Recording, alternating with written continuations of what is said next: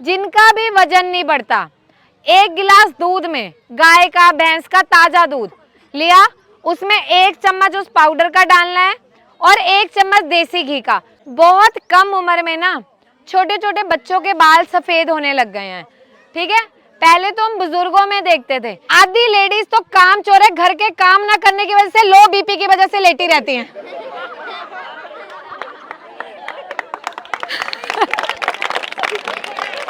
Thyroid को लेके भी ना एक धारणा बन गई कि थायराइड जो है, जब आपको गोली शुरू हुई वो जिंदगी भर खानी है। एक नस होती है, ठीक है, मोटी नस होती है, वो यहाँ कमर से लेके ना यहाँ पैर तक जाती है, पर जब वो नस दबने लग जाती है ना तो अधिकतर महिलाओं में सियाटिका की दिक्कत होती है। उसमें क्या होता है, एक कमर के एक हिस्से से पैर तक दर्द जाता है एक तरफ। जिनके भी बच्चे मोटे नहीं होते हैं, हम कितना भी खाना खा ले वजन नहीं बढ़ता।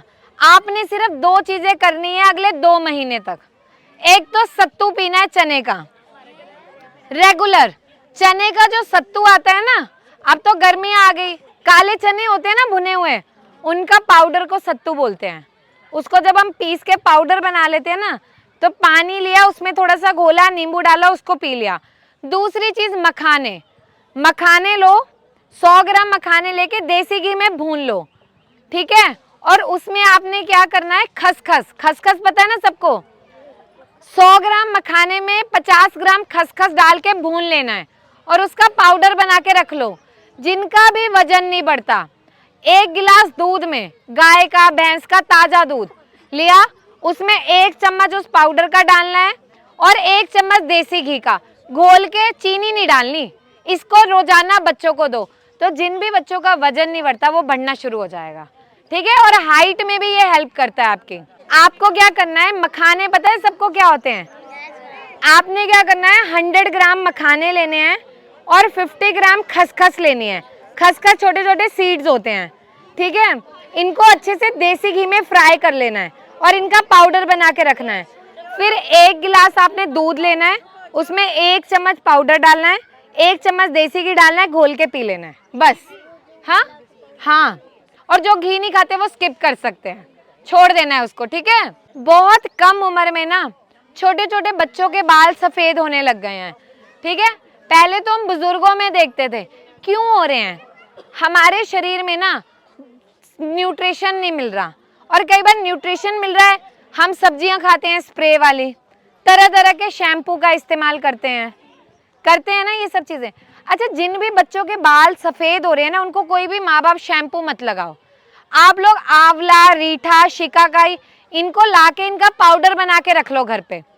जैसे कैसे बनाना है, मानो आपने 100 ग्राम आंवले का पाउडर लिया, 100 ग्राम रीठे का पाउडर लिया और 100 ग्राम शिकाकाई का पाउडर लिया, 300 ग्राम का एक डिब्बा बन गया।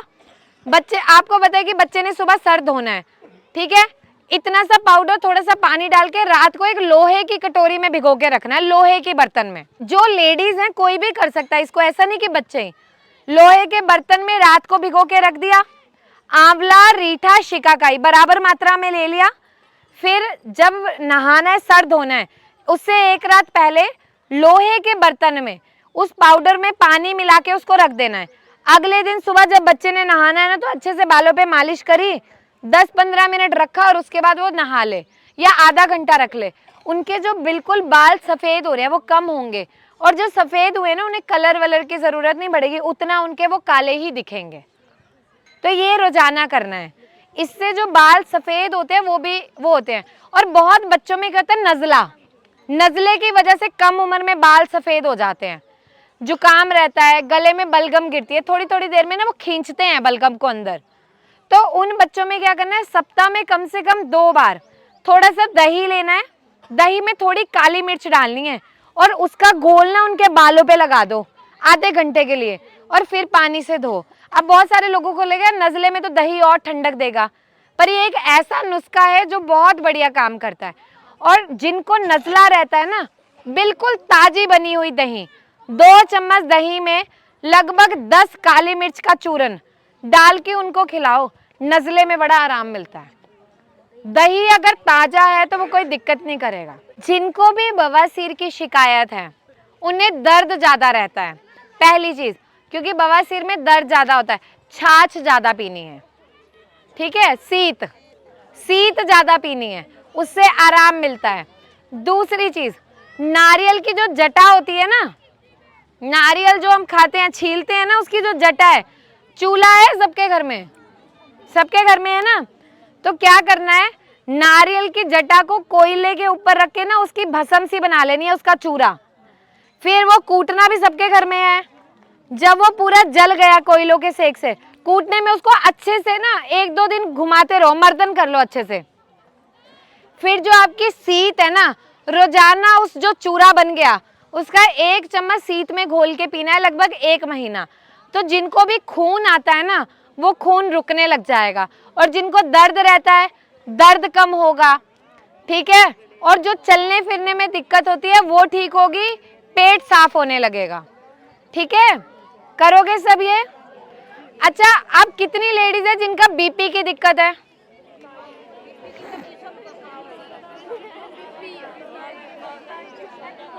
जिनका भी बीपी ज्यादा बढ़ता है, अब से आपने 2 चीजें करनी है, अगले 3 महीने तक बीपी की दवाई छोड़नी है, ठीक है। अब ना क्या होता है, जब कोई चीज बताएंगे तो कईयों के दिमाग में ना एक डाउट आ जाता है कि ऐसे कैसे गोली को छोड़ सकते हैं। आपने नमक कम खाना है, और नमक जिसने भी खाना है घर में सेंधा खाना है, सेंधा नमक, ठीक है। गांव में हर जगह शहतूत का पेड़ होगा, शहतूत का पेड़ है, उसके रोजाना सुबह उठ के 5 पत्ते सुबह, 5 पत्ते शाम को धीरे धीरे चबा के खाने, और ऊपर से पानी पी लेना है, शहतूत के पत्ते, पहली चीज। और दूसरी चीज, जैसे शाम को 4 बजे के करीब एक प्याज लेना है छोटा सा, उसको घिस के ना उसका रस निकालना है, लगभग 2 चम्मच, और वो रस पी लेना है, ऊपर से पानी पी लेना है। बस 3 महीने आप लोग लगातार करो। 1 महीने बाद ना जिसका बीपी जितना हाई जाता है वो धीरे धीरे करके कम होने लगेगा।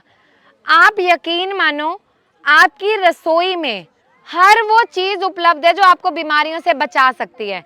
और जिनका बीपी लो होता है, ये भी बड़ा कॉमन है, पता है हमारे देश में, हंसोगे सब अभी जो मैं बात बोलने वाली हूँ, आधी लेडीज तो काम चोर है, घर के काम ना करने की वजह से, लो बीपी की वजह से लेटी रहती हैं।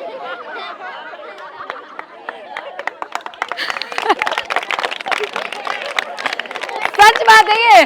वो पता क्या करती हैं, उनको घर का काम ना करना पड़े ना, आज मेरा बीपी लो है, मुझे चक्कर आ रहे हैं, और वहीं कहीं बोले ना शॉपिंग पे जाना है तो बैग उठा के तुरंत चल देंगी।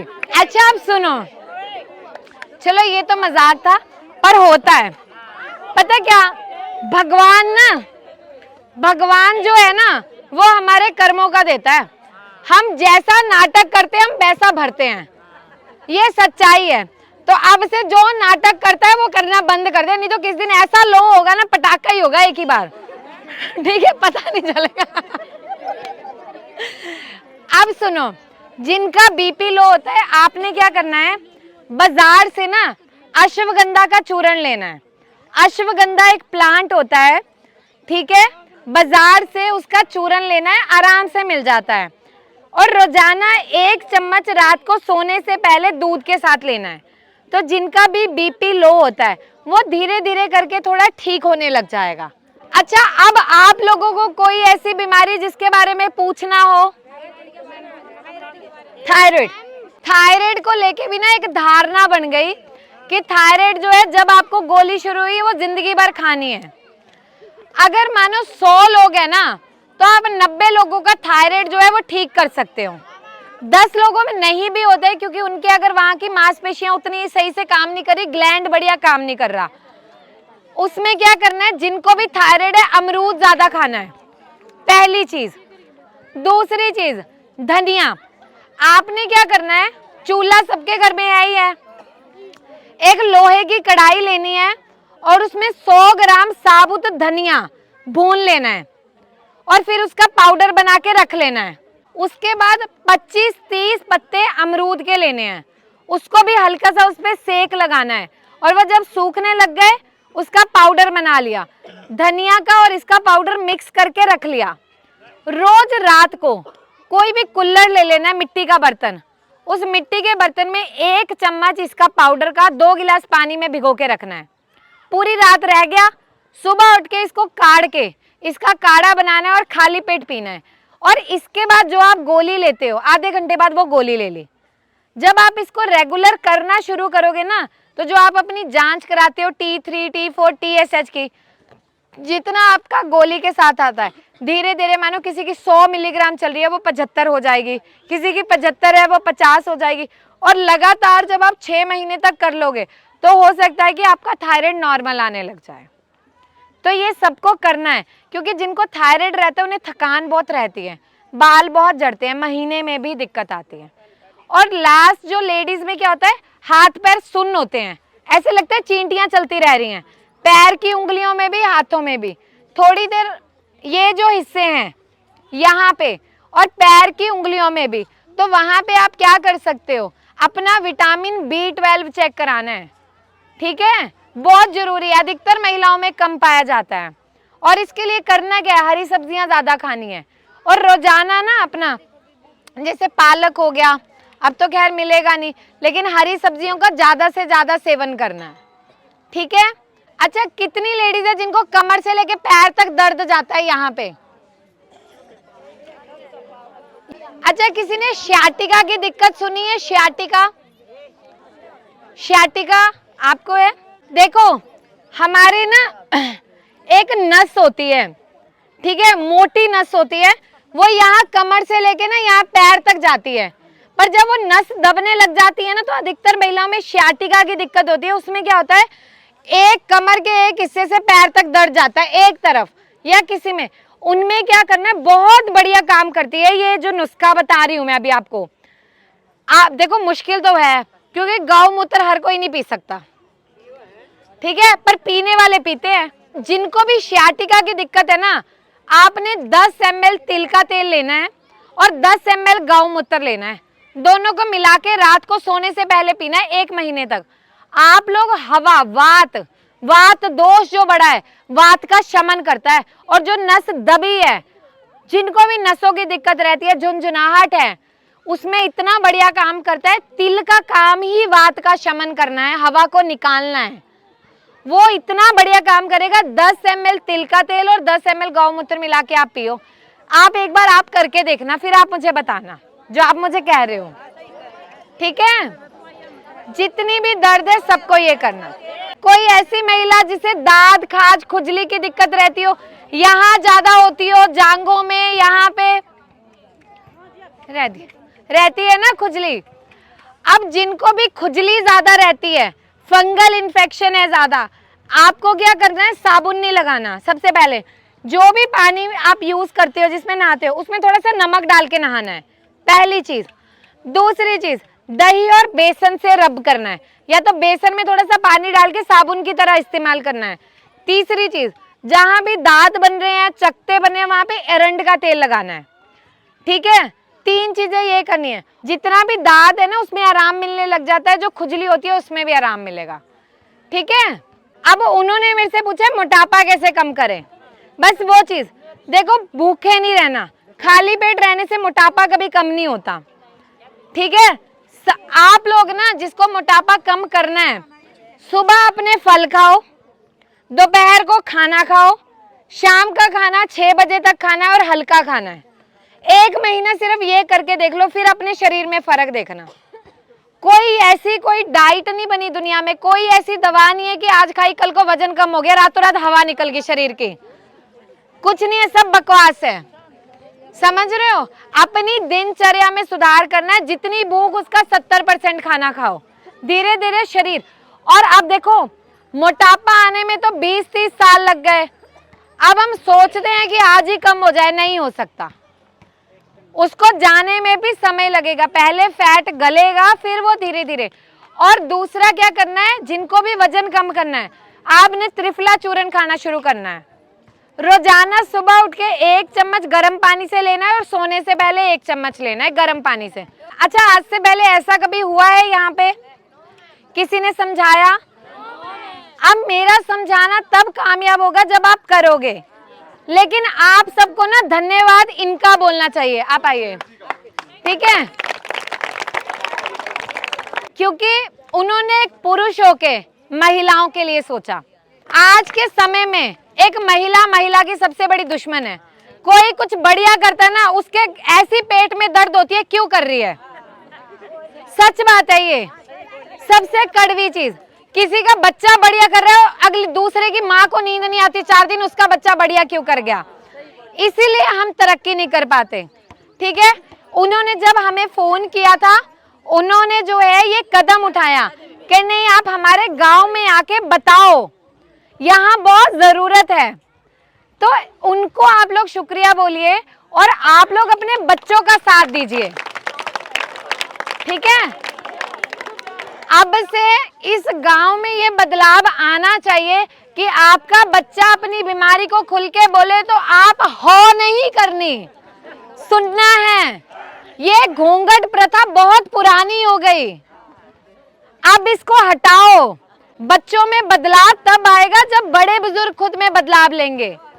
तो अब से आपने समझना है, ठीक है, अपनी बेटी से जितना करते हो अपनी बहू से उतना करो, तब बदलाव आएगा। ठीक है, आदर सत्कार दिल में है, संस्कार दिल में है। ठीक है, बच्चों पे थोप के नहीं है। ठीक है, तो अब से कभी भी कुछ भी होगा हम भी इनसे कोऑर्डिनेट करेंगे। पर वाकई में इन्होंने बहुत अच्छा स्टेप लिया है एक पुरुष होके।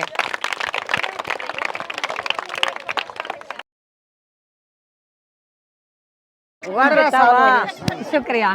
शुक्रिया।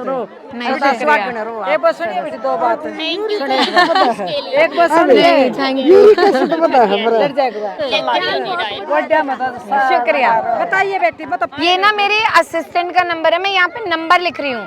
आप लोगों को किसी को कुछ भी पूछना है बीमारी के संबंध में ना, आप इस नंबर पे उनको वो कर लेना।